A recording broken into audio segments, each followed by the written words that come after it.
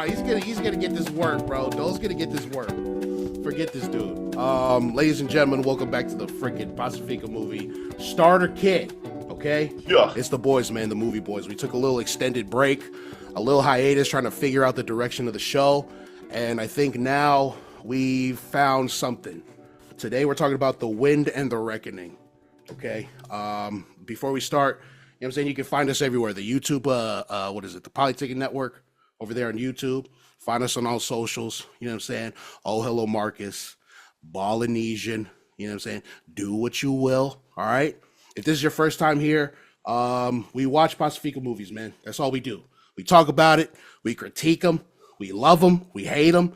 Give it a rating. That's all we do here. Okay? Yeah. Let's get into what we're watching. This week's feature, The Wind and the Reckoning, a 2022 historical drama by David L. Cunningham about a 19th century Hawaiian family stricken with leprosy. And it follows their fight against the new colonial Hawaiian government, fight to stay together and free when hundreds of families were getting ripped apart and sent to live in isolation on a different island. This movie is spoken in mostly native Hawaiian, and there's also lots of beautiful landscape shots of the island's forests and coasts, as well as real life characters. Historical drama based on real events. Yeah. I didn't know this was a real story when we were talking about watching this movie. Shout out to Tinny.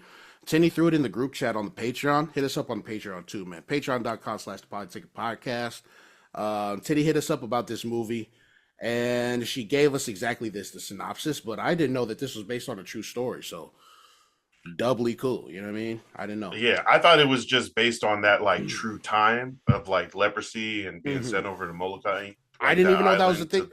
That's how ill-informed I am. Hell yeah. So you already knew about that.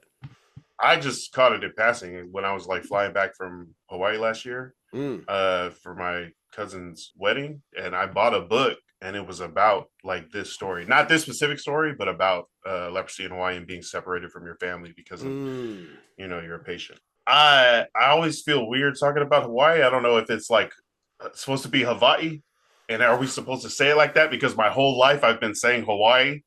Oh yeah, me too.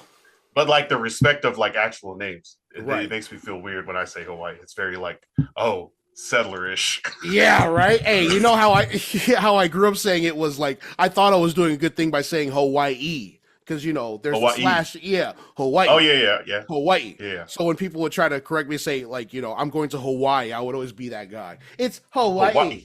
Yeah, Hawaii. You'd be that guy. Yeah, that weirdo. But now I don't know if it's Hawaii or Hawaii, but, I mean, how did we hear it in the movie? Because it's mainly native Hawaiian. Oh, Hawaiian? Right. Someone let us know. If you're watching this and you're a native Hawaiian, how do you say it? Because I think they say Hawaii in the language. Yeah, damn it. We've been ignorant. I've been ignorant. Do we say ignorant? Yeah. What do we say? Let's get into the cast and characters of who is in this movie. Bro. The Wind and the Reckoning. Yeah. Jason Scott Lee. Does anybody remember Jason Scott Lee? When you seen that he was on there, like, was there a movie that came into your head really fast? Like, did you already know the name? Because I seen that face. Definitely seen the face. Definitely the voice as David in Lilo and Stitch. She likes my hair. She thinks it's cute. And then also, I think as a person, I remember him as Mowgli in the Jungle Book. Yep, that was like I remember seeing him there. What about you? Do you remember him from anything? Yeah, I remember him from the Jungle Book. I had the movie. I had the VHS tape. So nice. So I knew his name and his face. I was like, wait, is that? And then I seen his face. I was like, yeah, it's him. It's Mowgli. But you know what? Like out of all of those, the one like the biggest one that I remember him from was. Have you ever seen this? It's called Balls of Fury. Balls of Fury, the ping pong movie? The ping pong movie. He played such a small role, but he was fucking hilarious in it, bro. He was the bodyguard to like a ping pong prodigy. Yeah. Just a ping pong, but she ended up being a little girl. She was like 12 years old. Yeah, the protagonist had to I think his name was Randy. He had to face her to get into like the evil tournament, and he was one of her bodyguards. But they called her the dragon. they were building him up, or they were building her up to be like this huge fucking like dude. But it was just a little girl, and he was one of her bodyguards. So yeah, nice. he was fucking. He was also King of Siam in The King and I on Broadway somewhere, and then he was also supposed to be. Oh, he was Bruce Lee in the Bruce Lee story. Oh yeah, yep, that one too. And then he was supposed to be Liu Kang. You know what's fucked up? When I seen that in there, I was like, dude, what's funny is that I used to always get those two mixed apart, him and Robin Shaw. Yeah, so fucked up. I was like, wait, he was supposed to be Liu Kang? I still confuse him to be Liu Kang. I still think he's Liu Kang. I think I too am like, anytime I watch Mortal Kombat, I'm like, this is not the right Liu Kang. I'm like, oh, whoops, sorry, bro. Robin Shaw needs his flowers too, but he's not really in anything. He's not really except in anything. for Mortal Kombat 1 Except for Mortal Kombat. All right. Jason Scott Lee in this movie plays Koʻolau. This is an excerpt from his wife's book. This is the story of Kaluaikoolau, one of Kauai's great legends. A native of Waimea, Koʻolau was a cowboy, an expert shot and roper, well-liked and respected. In 1892, after learning that he and his young son had contracted leprosy, Koʻolau fled with his family deep into Kalalau Valley. He vowed never to be taken alive and became a powerful symbol of resistance for many Hawaiians in the years following the overthrow of Queen Liliuokalani. Let's go. You'll never take me alive. Yeah. Freedom! Yo. Whenever we watch these movies, I try to put myself in the position of the characters. Like, yo, what am I doing if this happens to me? Right? Like, what if I was that person? How would I be making these choices? And they always obviously the stories are about heroes, right? So trying to think about the bravery, I feel like it's really I start to feel like the emotions of what they're going through, like the anger or the sadness, the feeling of victory, like watching through these movies. And this guy's a real life freaking superhero cowboy. Bro, what? Yeah, straight up. Yeah, this is a real story. Going through something so crazy as to imagine, like, will you allow your family to get ripped apart because of something you guys can't control? Oh, man. Are you going to go along with it? Are you going to take a stand? This is like a really big part of this character. I think, and also the actor, Jason Scott Lee, freaking killed it. Yeah, man. Yeah, I wanted him to just kill everybody and make it out alive, even knowing that, like, Punisher. Even knowing like that disease that him and his son have, like, is most times fatal, so it's like, oh, bro. We kind of know that he's gonna die probably sooner rather than later because of the disease, but dog, how, like, his journey is just, fight them all. Fight them all. Keep fighting. No matter what, no matter the odds. Yeah, man. Yeah. Yeah, it was really good. And over here playing his wife is one Lindsay Watson as Pi'ilani. Also equally as brave as her freaking superhero husband. You know what I'm saying? Oh, clutch. Very. As the movie shows that she was in there, every step of the way with her boys, her son and her husband. And she is a legendary figure herself. You know what I'm saying? Like, this was a big focus on Koʻolau and his struggles trying to for his family, but Pi'ilani plays a huge role too. So this movie is a great showing for both of them. So yeah, shout out to Pi'ilani and Koʻolau, just fucking standing up to their oppressors, bro. She was also Hannah in Finding Ohana in 2021. I think that's on Netflix. Pi'ilani, the actual real life person, wife of Koʻolau, the mom to their son, and she was with the family, but historically she never contracted leprosy or Hansen's disease. She it was either immune. We could talk about it in a sec, like the actual stats on that, but she came out like a hero and an author and like a symbol of like the resistance to the new government. Man, that's crazy. They overthrew a country and added it to another country. Bro, what? And all this was in the first year. The first year of Dole's freaking thing, of the overthrow of the kingdom, bro. The first year. This I was story. Ask, what did you see about Dole? He was like a lawyer. He studied law, right? He was born and raised in Hawaii, but he left to like Massachusetts and studied law, and he came back and he was a part of like Hawaii's its legislature, and he held political office. He helped with trying to make Hawaii a state. Like, he's the one who drew up that bill and presented it to the U.S. to be like, hey, let's make Hawaii a state, because he was backed by like, the big corporations of the time, which was like the sugar industry, but they backed him to like make Hawaii a part of the United States. And he drew up that bill. He was installed over there in Hawaii. Well, not installed. He moved back and stayed there.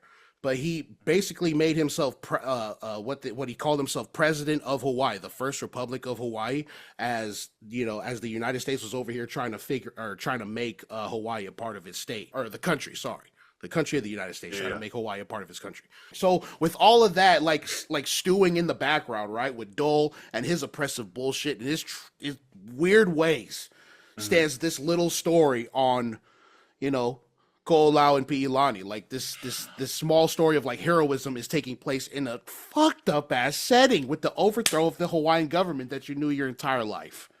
And now here these people are coming and trying to take you out of this place that you grew up in. You know what I'm saying? Over something that you had no control over. And it gives this heroic story a lot more weight. You know what I mean? I don't know. Seems like a lot. Yeah, it seems like a lot. Yeah. I'm not properly equipped to unpack all that right now, because Dole, that was his stuff. Dole bananas and stuff. That was his stuff. I'm assuming. I assume, right, that like that's your family then. If that name carried on, you're like you did something. I didn't see nothing about that. All right, well, whatever. That's all going on. Their son, Kahiau Perreira as Kalai Manu. I think all three of them were good. Jason Scott Lee, Lindsay Watson, and their son, Kahiau. Yeah, he did a great job. He spoke Native Hawaiian very well. You know what I'm saying? Mm-hmm. And he did exactly what he was supposed to do. He was a great Kale. Another character here is the captain sent to capture them as they flee, Captain McCabe. Boo him. And then also Jonathon Schaech as Marshal Hitchcock. A native of these a native all of that. These lands.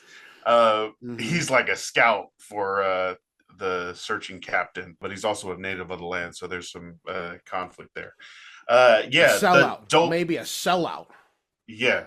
This whole thing, like with like not knowing about the disease, it's like once it starts popping up, you start assuming it's related to God and stuff. Like they were like, oh, you have unclean ways, you're not blessed or something like that. You're a lesser person. We shouldn't associate with you. We should actually isolate you, send you off. I mean, the disease of leprosy was literally in the Bible, so I'm sure people, they see that. Thousands and thousands of years. Mm-hmm. But the thing is, only like 5% of the people can catch leprosy. And even then, it takes months of consistent contact with the droplets and stuff in close proximity. It takes months to get it, and then it can take months or years to like incubate and start showing symptoms. So you might not even know you have it. You might carry it. It might just pop up 2 years from now, and then all of a sudden people are like, oh, did you know that your nose is falling off? Did you like, oh shit, I can't feel it anymore. Did you know your leg is falling apart? Oh, you look kind of weird. You look disfigured. You should probably stay out there on the edge of the city. Jesus is coming. We don't want you around when he's walking by. So that for thousands and thousands of years, these people have been shunned, and now it gets to the islands, and people are starting to get it. Is it on our government to do something about that? Like to, I guess, quarantine people who are like that? Do we put that kind of do we put that kind of responsibility on our government to do that for us? We have it in the note, like, should we have just left them alone in the bush? They could have been, they were okay in the bush, That was an even better situation, right? They're not even like with the regular population that's in the cities, in the towns. They're literally living in the like hills and working on a way out ranch on Kauai, not even like Oahu or Hawaii. Like there's isolated, but they're like, oh no, we got to round all of you up just because the law is that way, or the sheriff says it should be that way, or the congressmen make laws for it that way, doesn't mean it's not negatively affecting real people. Mm-hmm. And I see that again and again throughout this movie, and them having to stand up to fight a government that should be helping them out, taking care of them, but at least allowing them, their family, to stay together. She just wanted it. She was down to go with them to be a Koʻolau. Like, but they were like, no, stay here. Exactly. You're young and beautiful. Yeah. Ugh. Yeah. Ugh. Nasty motherfuckers. Yeah. But they weren't going to be separated, and that's so dope about the story. But we can, let's hit the plot. On a ranch in Kauai, a Hawaiian cowboy Koʻolau and his son, Kalemanu, are hiding that they have leprosy. Anyone on the island known to show signs is shepherded to the so-called leprosy colony in Molokai. After being found out and forced out of their home by the sheriff and his deputies, the two are saved by Kalei's courageous mother, Piilani, but are now forced to flee for their lives. It's the beginning. It's the first act right there. The first act of the movie. And right here is the journey. All right? The trio are on the run and in hiding after the death of Sheriff Stoltz, because Koʻolau he is that guy. As they seek refuge in the mountains, a Hawaii National Guard platoon is dispatched to capture Koʻolau, now wanted for murder. Soon joined by others like him, Koʻolau and his group hear of a Hawaiian woman named Patch, who is bringing an East Indian cure for the disease. Fuck Patch. Fuck her, bro. But also, I can't be too mad at her. But also, fuck her. Following conversations and skirmishes between Koʻolau, Marshal Hitchcock, and his commanding officer, Captain McCabe, fuck you too, Patch arrives and tells the group to come with her to the boat carrying the cure. Marshall, damn it. But she's a traitor, all right? This is why it's fuck Patch, because she's a traitor, all right? She revealed it was all a lie, and then getting half the group killed for it. McCabe set him up. Koʻolau now wants to end things for good. Okay, and this is the end, all right? This is the final confrontation. Koʻolau heads out alone to face McCabe. An even match until Koʻolau runs out of ammo. Faced with certain death, he is ready to accept his fate until he is saved again by Piilani. Clutch, bro. You said it. Clutch. That's two. 2 for 2, okay? All right, she bit down on the sheriff's neck, got him shot. And then when she's over here chilling in a tree, shot the shit out of McCabe, bruh. Okay? She's a real one. She rides for her husband. Now, okay, faced with certain death, he is ready to accept his fate until he is saved again by Piilani, putting an end to their fight with their oppressors, bruh. And you know what? This is another part I wanted to bring up. You know how throughout the entire movie, Piilani is begging Koʻolau to be like, hey, hold me, bruh. Hold me. I love you. You're my husband. And the only time that he does... I don't want to get you sick. No. Exactly. And the only time he finally does is when Kale dies, and he's holding both of them in his arms, bruh. That's the only time he holds her in the movie. Love! Ladies and gentlemen, it's love! Not long after her boys succumb to their disease, first Kalemanu, then Koʻolau. Piilani buries them both and emerges as a symbol of resistance after writing a book detailing these very events. Come on, bro. That was amazing. Yeah. That was great. Thanks, man. Thanks. No. I feel like fucking energized right now.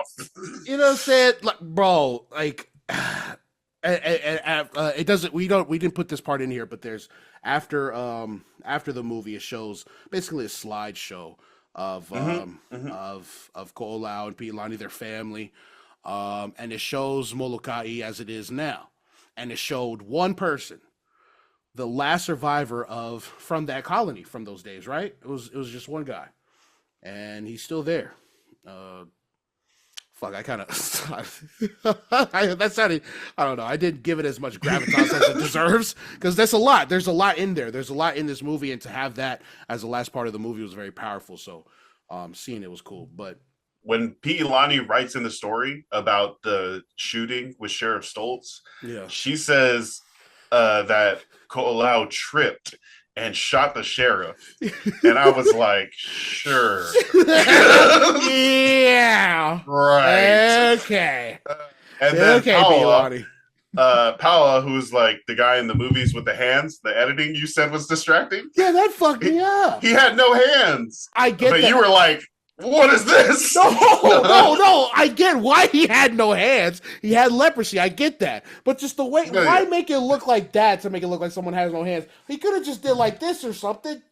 like this. I lost all my fingers. No, I'm sorry. like how? Like this. Instead, it look. Look, I know this looks crazy right now, but this looks crazy. Hey! Hey! Don't make me get you. No. So this up. stop it, bro. I'm trying to say, damn it. Trying to illustrate my point, bro. Yeah, no, it's great. Look, You guys should be crazy. watching the YouTube video of this, please. If the audio don't make you want to watch the video, you better freaking change your damn mind and go to the video. What? So Bent Wrist Power is handcuffed by Sheriff Stoltz, but he after Koʻolau shoots him, Pilani says Power starts beating him up. And then the sheriff tried to stand up again and shoot them after he got like jumped. And then Koʻolau shot him. Wait, so Powell was there from the beginning. He was in the house. Yeah. Oh, so he didn't meet him on his spiritual journey to the refuge. No, I'm not. I guess they. According to Pilani. Okay. I was also kind of shook by the turning of Patch. Patch, who we assumed was going to bring the cure, and then led him to the freaking captain that was trying to find him. And he was like, I told you to bring the whole group. Mm-hmm. She was like, Koʻolau's too smart. He said, chop it up. Yeah, he split the group. But she was basically trying to, split the group because I don't trust this shit. And he was right. His one eye saw what he needed to see. So there's another one. She got milky. Like, I went back and looked at his eyes at the beginning of the movie, and I was like, clear-eyed Koʻolau. And then, like, 20 minutes into the movie, his right eye starts going milky. Okay. And then at the end, it's, like, all white. Okay. Like, oh. You know what I'm saying? That's a great creative choice. It kind of fucked me up. I was like, wait, hold on. His eyes were clear in the beginning. Time? Yeah, had to put that in the note. All right, cool. Anything else that stood out before we hit our main takeaways from the Wind and the Reckoning? Yeah. No, I'm reading here what you put the bands all here. I didn't realize that they were all real people. That's cool.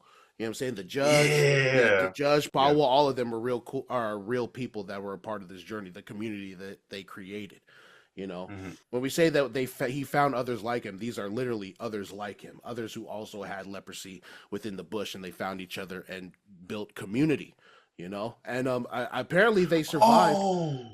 Right? Is that what happened? Yeah. No, I was thinking like if you're like if you have leprosy and you're with regular people, they probably shun you and don't want to like touch you or be around you. You have like a bubble, right? And you go through life walking through the city, people getting out of the way, no one like being physical contact, no one like holding your hand or like hugging you. Hey. And then if you have like a community with just people with leprosy, like the fear of spreading it is no longer there. Yeah. So you can like hug them. Yeah. But I mean, real shit. Yeah. That's like like imagine if you couldn't be hugged unless you like found like 1 out of 20 people in the world or something like that. And even then, you can't just go hugging anybody. Lance. I'm thinking that's so sad, Lance, bro. Put the whiteboard down, Lance. It's okay, bro. It's cool. So sad. I know, man. And see that, like you say all that, and they're lucky to have found each other because I mean, shit.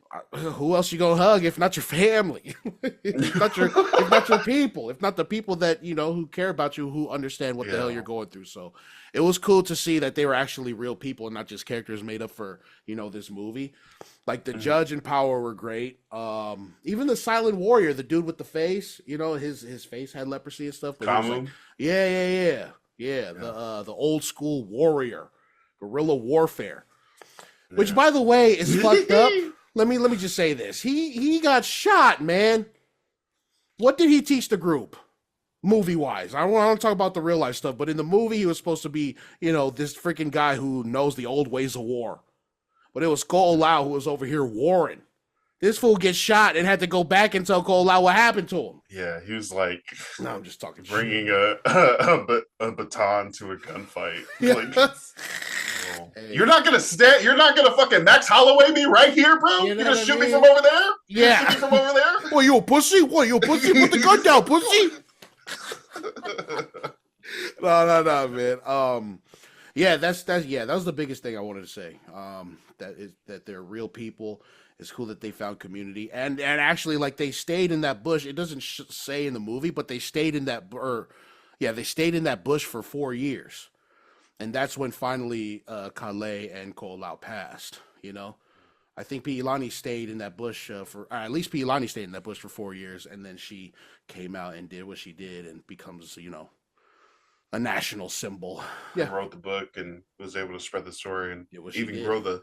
I mean, I feel like he went from local legend to national legend with the book and able to like kind of spread the story. And definitely this movie. Another thing about this movie, it doesn't look like it was released in 2 years ago.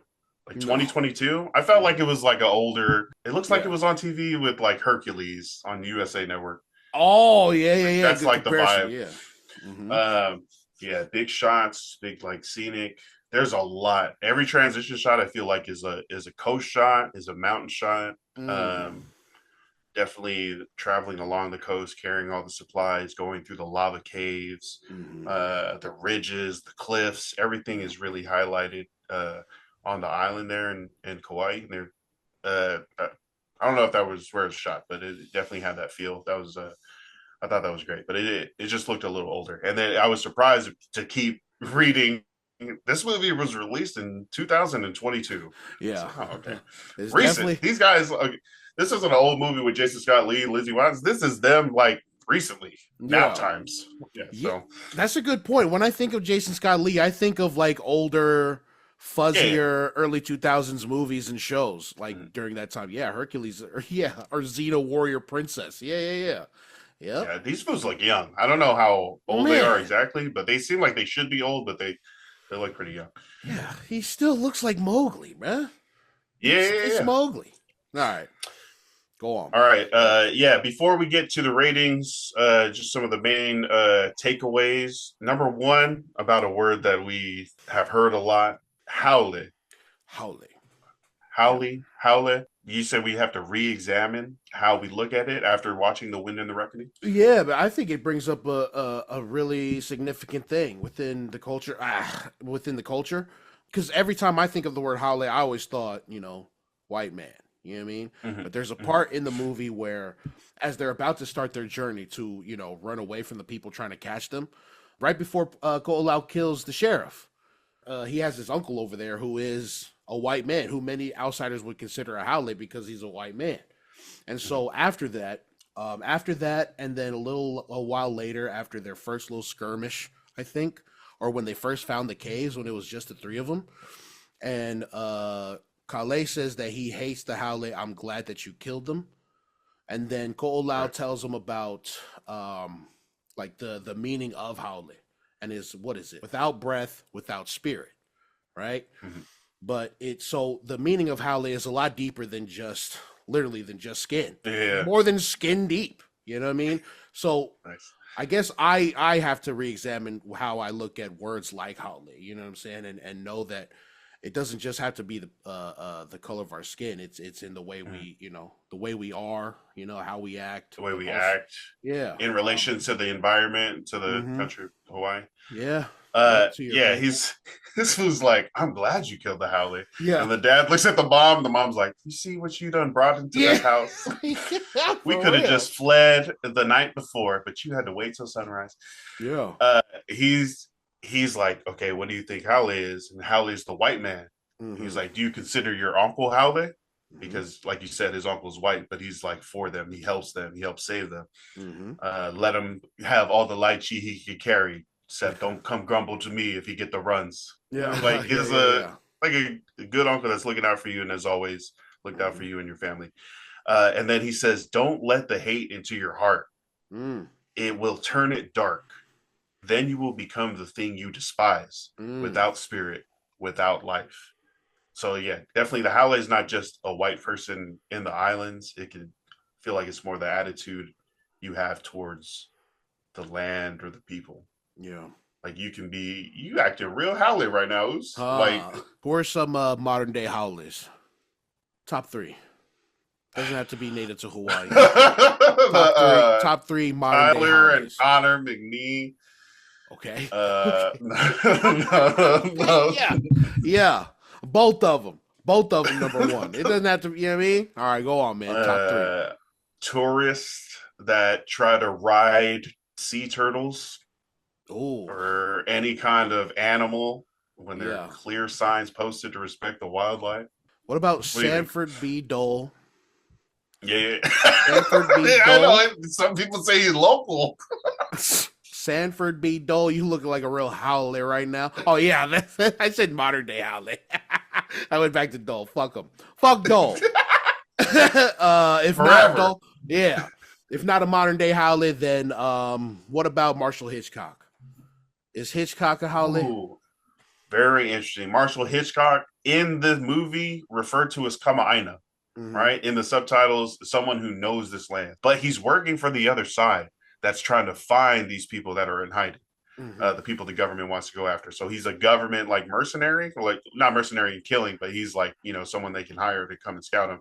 Bounty hunter. Hitchcock, born in Lahaina, born in Maui to missionary parents, and he replaced the royalist marshal, the marshal that was loyal to the queen during the overthrow. After the Kingdom of Hawaii was overthrown in 1893. So this movie makes him look like, hey, he's a bro, you know, he's with us. But I think historically, he also, like, he did find a lot of people and put them on the island.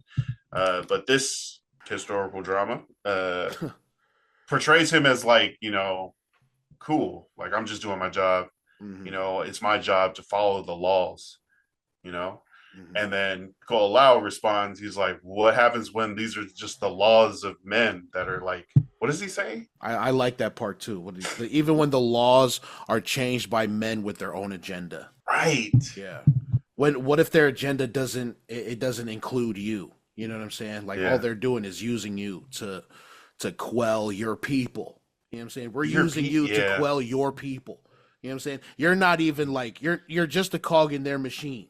They don't care about you. They don't care about where you're from, as long as you can serve them. Does that make him a haole?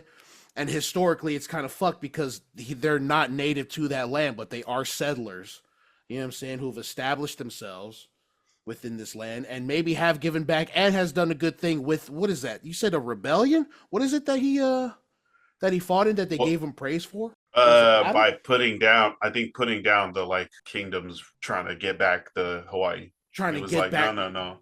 Oh. He like worked for the government. You know, so I think he leans Howlett. Like I think you could be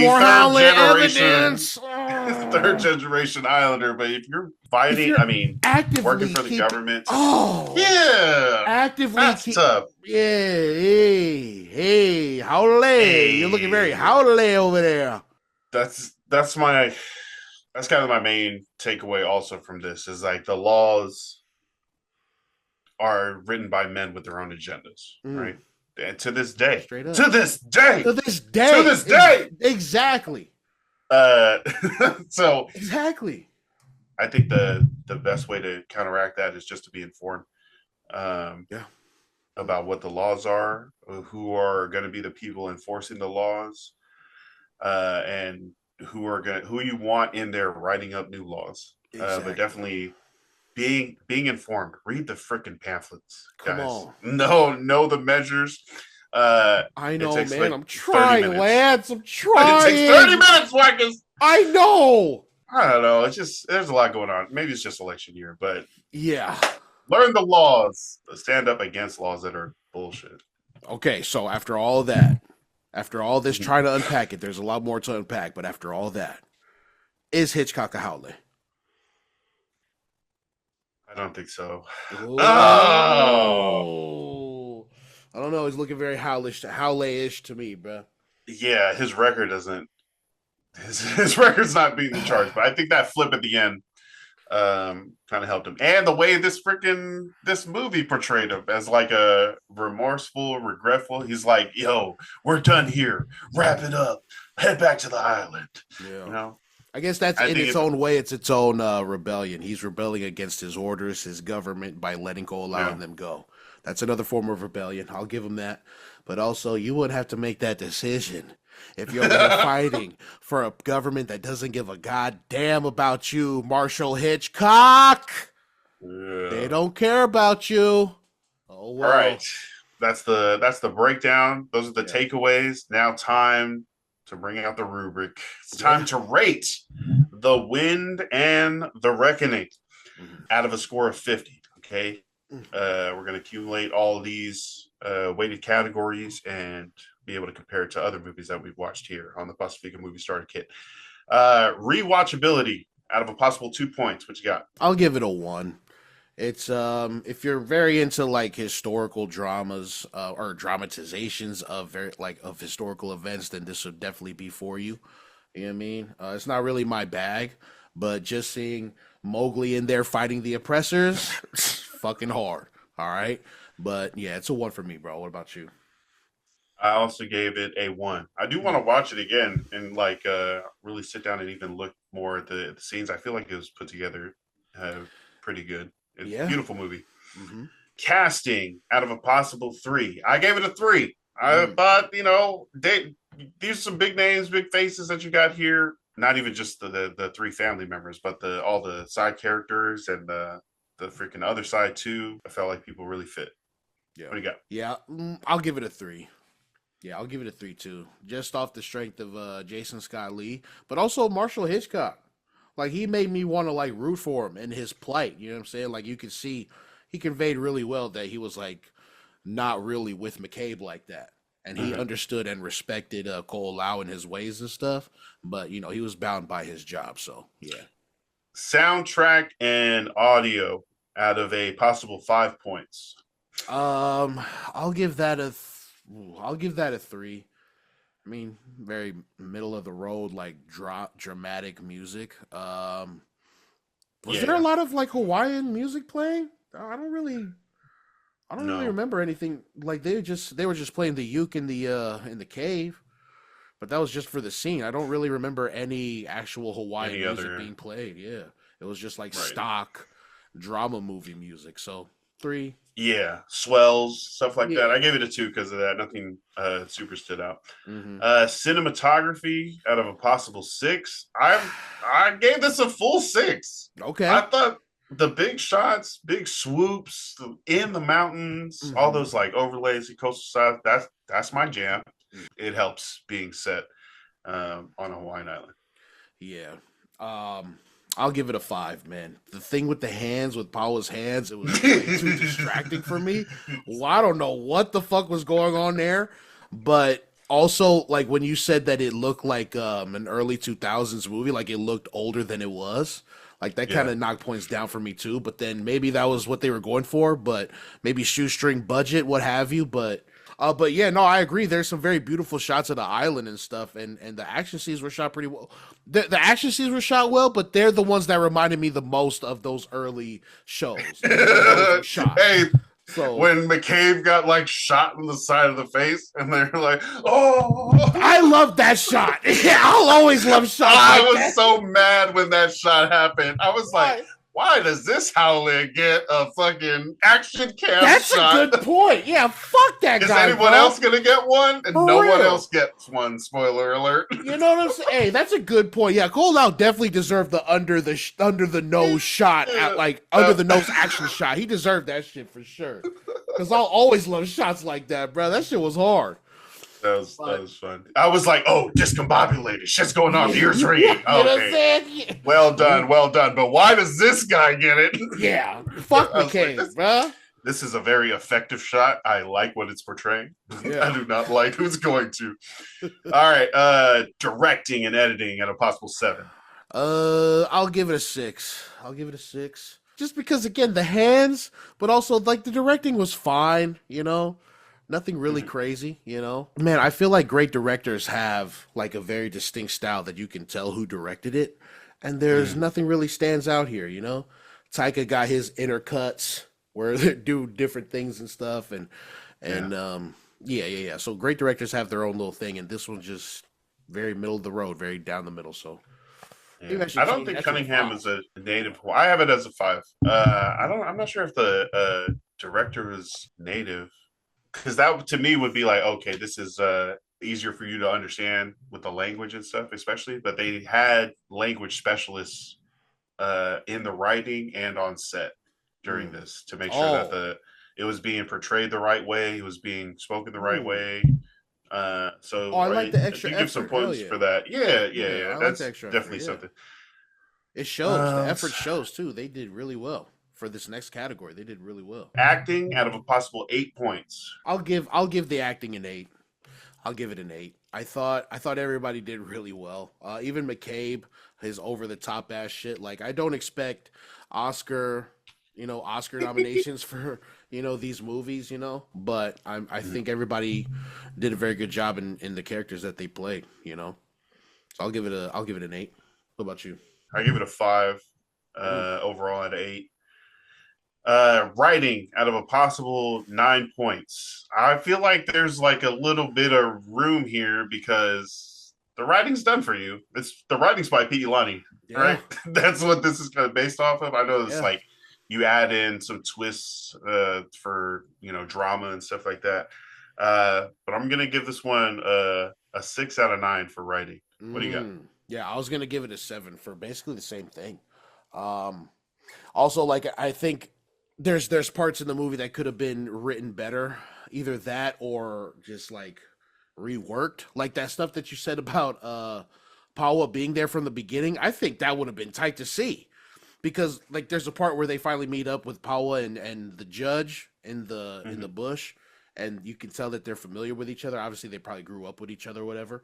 But seeing Paua in the beginning, the way Pete Ilani said it, would have been cool to see. So I don't know. There's just certain parts where something better could have been done. The writing was solid overall, but so I'll give it a 7.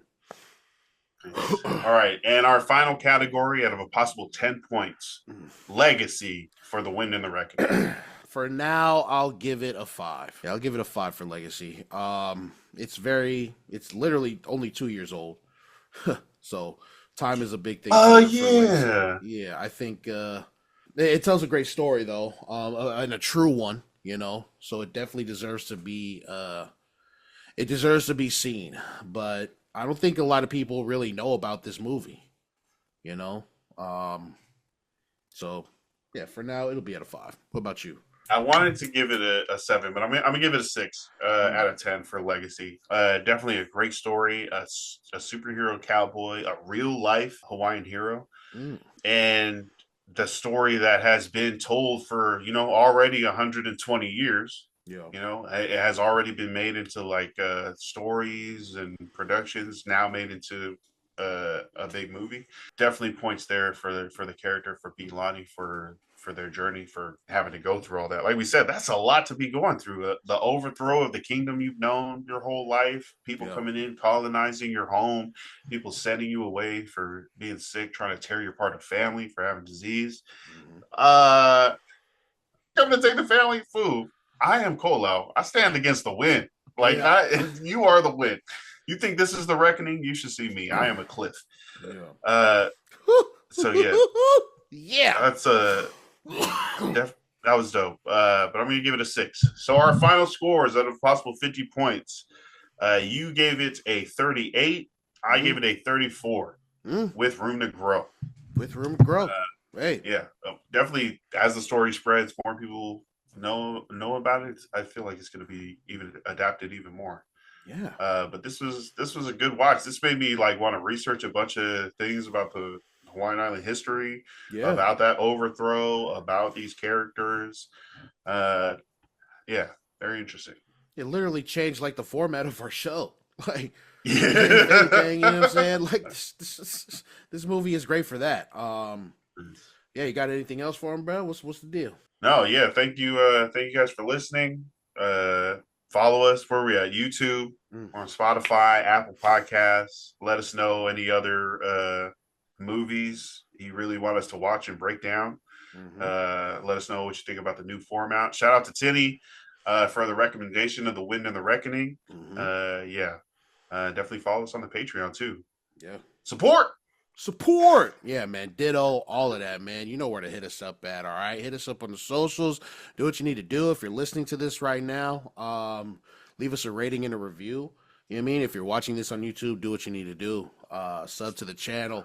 Hit us up on Patreon. Check out the Polynesian podcast too over there with Lance and Fars. Okay? Sports. sports, movies, and culture. Hey. You know what I'm saying? That's the entire network right there, man. Shout out to us. Shout out to y'all. Fuck Dole. All right? This has been another episode of the freaking Starter Kit.